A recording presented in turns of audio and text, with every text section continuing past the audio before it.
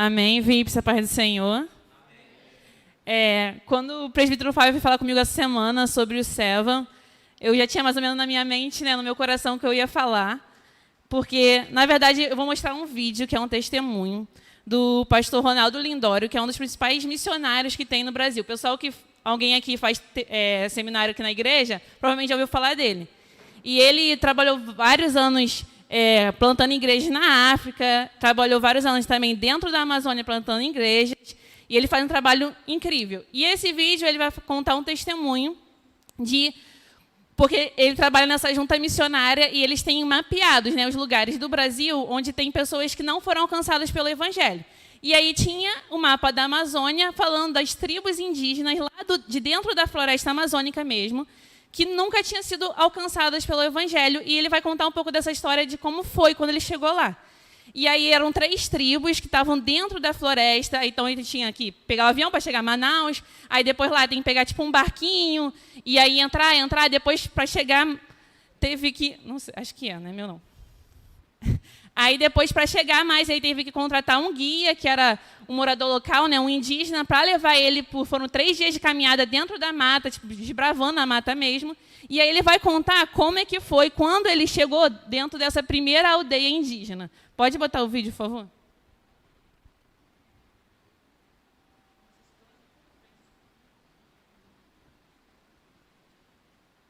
GPS mostrando, faltam 500 metros para chegar na primeira aldeia, e o coração bate forte.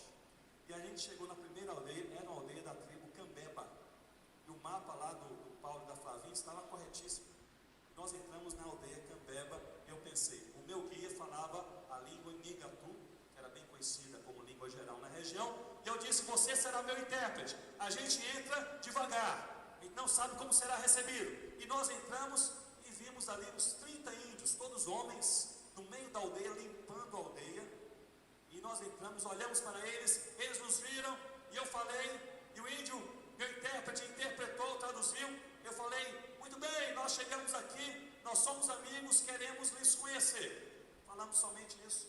E eles responderam, pode ficar à vontade. Continuaram trabalhando, não pararam, não se importaram conosco. Eu fiquei até assim, meio decepcionado, pensei que seria alguma coisa diferente, mas estavam lá trabalhando com muito afinco. E aí depois de umas 2 horas, me aproximei devagar do meu intérprete e falei, e aí, como está o trabalho? Eles trabalhando, respondiam, muito bem, limpando ali, tirando matinho. E eu falei, mas o que vocês estão fazendo? E um deles disse, nós estamos preparando aqui um lugar para termos hoje à noite um culto. E eu pensei, meu intérprete falhou. Culto? Não é possível ter um culto. Eu falei, vocês são crentes? Aí pararam assustados, olharam para mim e falaram, mas é claro que nós somos crentes. E vocês não são crentes?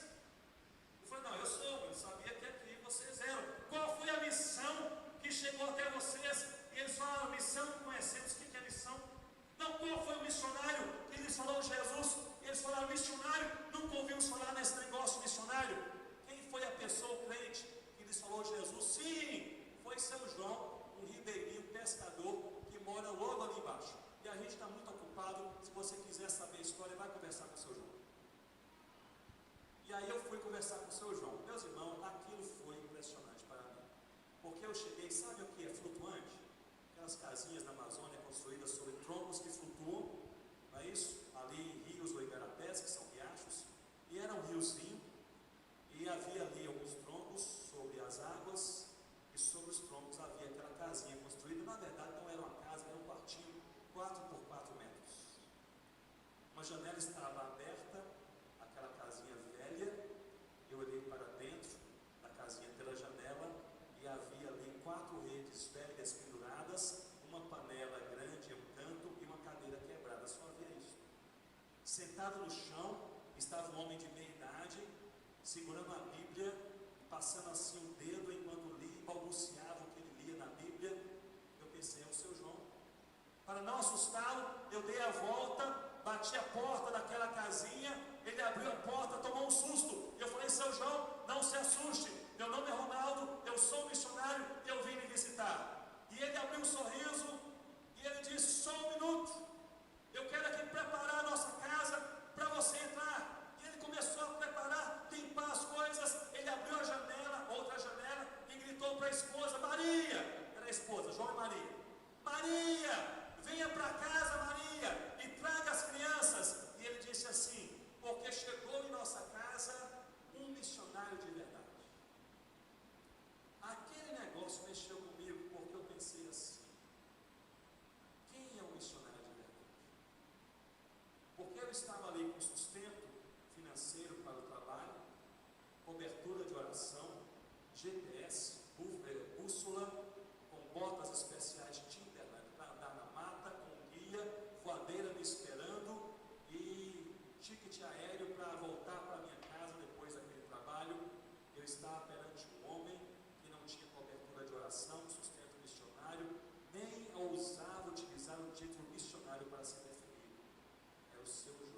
disse, seu João, o verdadeiro missionário é o Senhor, não sou eu.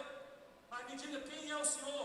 E enquanto ele limpava a casa, ele dizia, meu missionário, eu sou um recém-convertido da Assembleia de Deus. E eu pensei, só podia ser. E eu participei, meu missionário, de uma coisa que não sei se você conhece, mas chama-se Conferência Missionária. Eu falei, já ouvi falar. E nessa conferência missionária, lá na cidade de Perfé, onde eu morava, o meu pastor presidente chegou e falou, o negócio é o seguinte, Jesus quer ser conhecido entre todas as tribos da terra, procure uma tribo e pregue a Jesus. E eu fui pregar Jesus em Perfé, fiquei decepcionado, porque todo mundo já conhecia Jesus. E aí eu fui procurar as comunidades ribeirinhas próximas, mais decepção, o pessoal já conhecia Jesus. Aí eu entrei na mata, entrei nesse lugar, encontrei 3 tribos que não conhecem a Jesus, e aqui eu fiquei, estou aqui há 6 anos. E eu aprendi a língua, e eu preguei Jesus, porque parece que na palavra de Deus, Jesus quer ser conhecido entre todas as tribos. Mas aí, quem é pai ou mãe, quem aqui é pai ou mãe, vai entender muito bem o que eu vou falar. Uma coisa é você se aventurar sozinho numa mata como essa. Outra coisa, se a sua esposa gostar da aventura, você vai com ela, está tudo certo. Mas outra coisa é levar os filhos. E aí chegou a Maria com 4 meninos, 4 filhos, entre 7 a 14 anos de idade. Eu pensei, que loucura. Seu João, você está aqui com a família há 6 anos. Aqui não tem escola, não tem clínica, hospital, estrada, não tem nada. Só tem matos indígenas e seus filhos. E ele falou, meu missionário, os meus filhos, eles estão recebendo de Deus uma grande herança. E eu olhei a casinha caindo aos pedaços. Aí eu olhei ali aquela canoa do seu João quase afundando. Eu pensei, só se ele achou ouro e escondeu na mata, porque não tem herança nenhuma aqui. Ele me puxou, ele era bem baixinho, e ele falou, eles viram o que Deus pode fazer e jamais se esquecerão disso. Esta é a herança. Porque ele me disse, eu era analfabeto, nunca fui para a escola. Eu aprendi a ler apenas lendo a Bíblia, aprendi sozinho, e até hoje o único livro que eu já li foi a Bíblia. Eu não tive a oportunidade de fazer nenhum preparo missionário como outros missionários têm. Eu não tenho sustento em nenhuma igreja. Na verdade, minha igreja, eu acho que já até se esqueceu que eu estou aqui. Mas aqui eu cheguei, pela graça de Deus, os índios gostaram de mim. Eu aprendi a língua. E eu estou aqui há 6 anos e já plantei 6 igrejas para a glória de Deus. 2 entre os Cambeba, 2 entre os Miranha e 2 entre os Cocamba. Amém. Quando eu vi o vídeo essa semana, foi tipo um tapa na minha cara. Porque eu pensei, Deus falou comigo, o que você está esperando? O que falta? Seu João não sabia ler nem escrever. Seu João era recém-convertido na época, que ele foi para dentro da Amazônia para pregar. Ele plantou 6 igrejas, 2, em um dos campos missionários mais difíceis, que são os indígenas. E o que falta para a gente? Quantas vezes eu falei assim, não, Deus, quando eu passar a faculdade, estou estudando para o vestibular, não posso.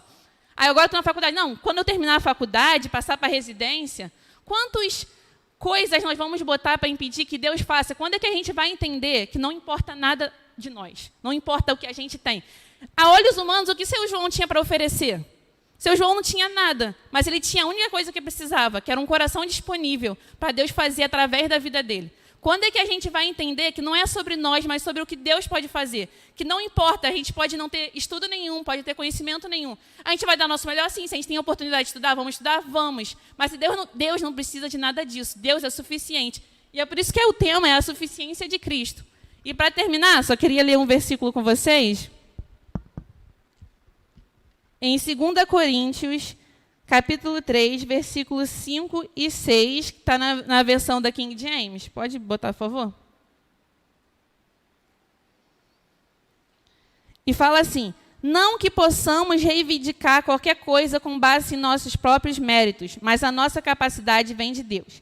Ele nos capacitou para sermos ministros de uma nova aliança, não da letra, mas do Espírito. Porquanto a letra mata, mas o Espírito vivifica. Então, só para voltar o que eu queria deixar. Não que possamos reivindicar qualquer coisa com base em nossos próprios méritos. Não é nada nosso, não é nada mérito nosso, nada que possamos fazer. Nossas mãos não são suficientes para fazer nada. Mas a nossa suficiência vem de Cristo, que cuida tudo, que completa tudo. Não precisamos de nada. A nossa capacidade vem de Deus. Amém. Vamos fechar nossos olhos para orar. Senhor, meu Deus, meu Pai, Deus, quero te agradecer por mais um dia de vida que o Senhor nos deu, Pai. E que o Senhor venha tocar nos nossos corações, Pai. Que a gente não crie empecilhos para a sua vontade, Pai. Porque o Senhor não precisa de nós para fazer nada, Pai. Que a gente não deixe passar o que o Senhor tem planejado para a nossa vida. Porque se não for na nossa vida, outras pessoas virão e vão ter que fazer, Pai. Mas que o Senhor possa fazer na nossa vida tudo aquilo que o Senhor planejou, Pai. Que a gente entenda que não é nada, nenhuma capacidade nossa, nenhum conhecimento, nenhum estudo, Pai. Mas é Ti, Pai. Somente Ti, Pai. Que o Senhor é mais do que suficiente para realizar tudo aquilo que o Senhor tem planejado, Pai. Muito obrigado, Pai. Cuida da Débora que vai vir pregando, Pai. Que o Senhor fale através da vida dela, Pai. Cuida, Pai, de cada um aqui, Pai. Que nossos corações estejam abertos para ouvir a Tua palavra, Pai. Em nome de Jesus, amém.